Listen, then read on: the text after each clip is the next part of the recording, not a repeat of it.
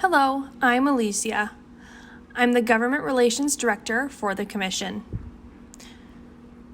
To describe my appearance, I'm a white Hispanic woman with dark wavy hair to my shoulders, with glasses. My black jacket has white flower illustrations at the bottom. I'm standing in front of a black background. I started my position in April, and I'm here now to share our most recent legislative updates. So, Minnesota has a House and Senate, and they've already passed many bills.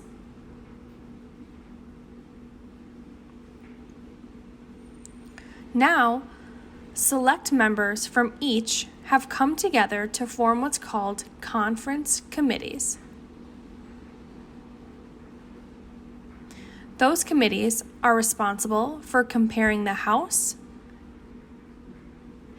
and Senate versions of each bill to identify the similarities and differences, then negotiating to merge the two into one bill. This merged bill then goes back to the House and Senate for another vote. That's the goal being worked on now. The Commission keeps an eye on multiple issues to improve the quality of life for deaf, hard of hearing, and deafblind people in Minnesota. Right now, because the conference committees are happening, we are focusing on the 3 issues and bills actively being discussed by these committees. First, captioning for new live streams of the legislature.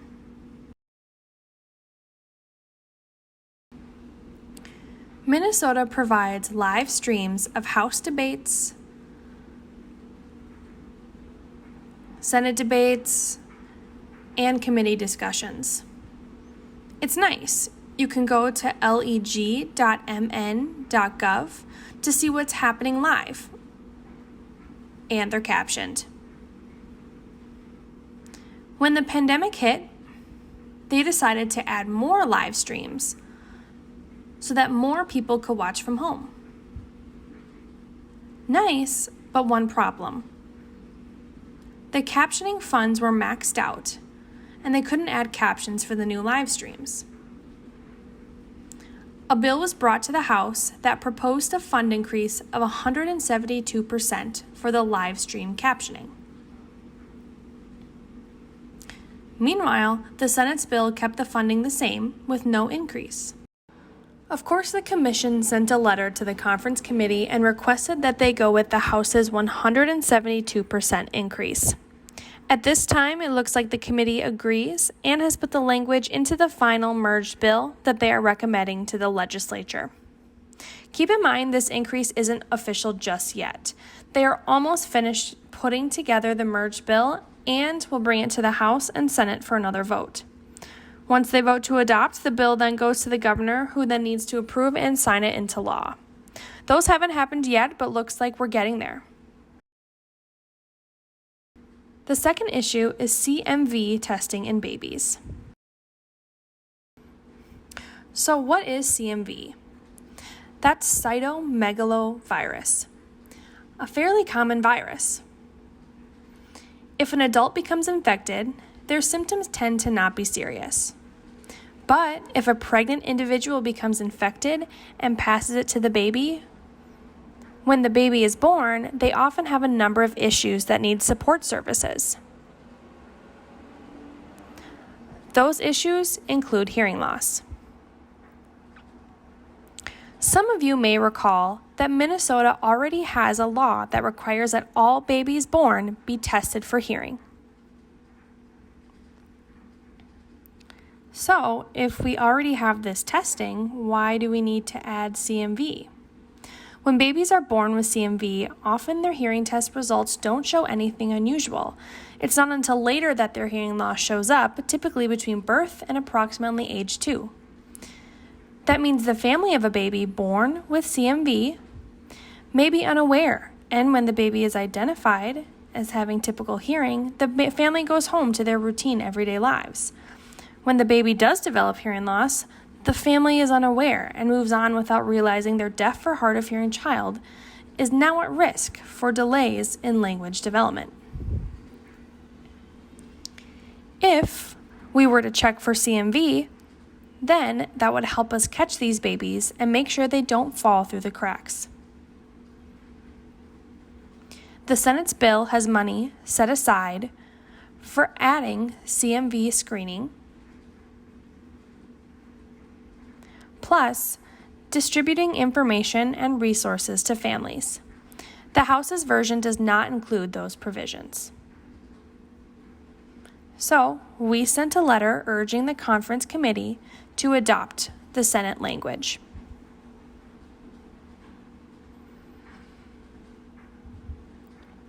Although there were a lot of different views on this issue, it seems the committee worked out an argument to include the Senate language with one change.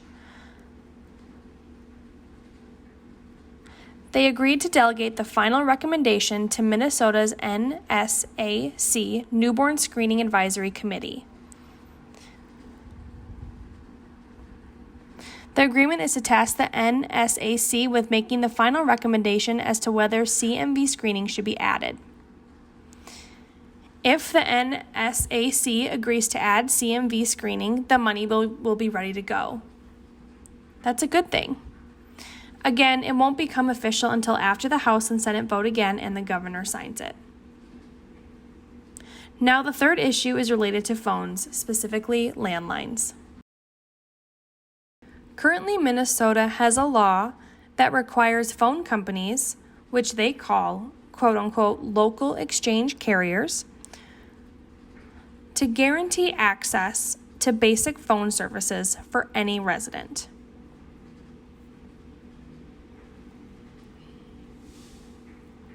If, for example, a customer lives in a remote area with no overhead or in-ground telephone wires and wants basic phone service, the phone company is required to add the necessary facilities to reach that consumer.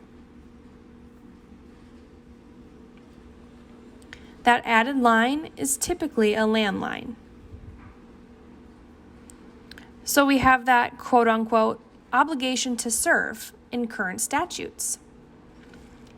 The Senate bill proposes to remove that guarantee. When we looked into this, we realized this could have a disproportionate impact on multiple groups. The first group includes people with age-related hearing loss, hard of hearing individuals, and deaf seniors.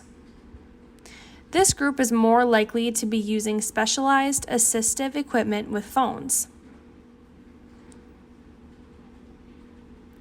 That equipment often is most compatible with analog phones,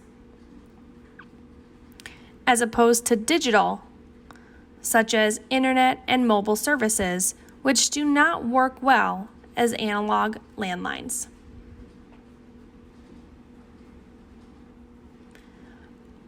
Another group is deaf individuals who live in rural parts of Minnesota. Those areas often have slow internet and spotty cellular coverage. This means residents may not be able to access tools like VRS, IP relay, or mobile texting.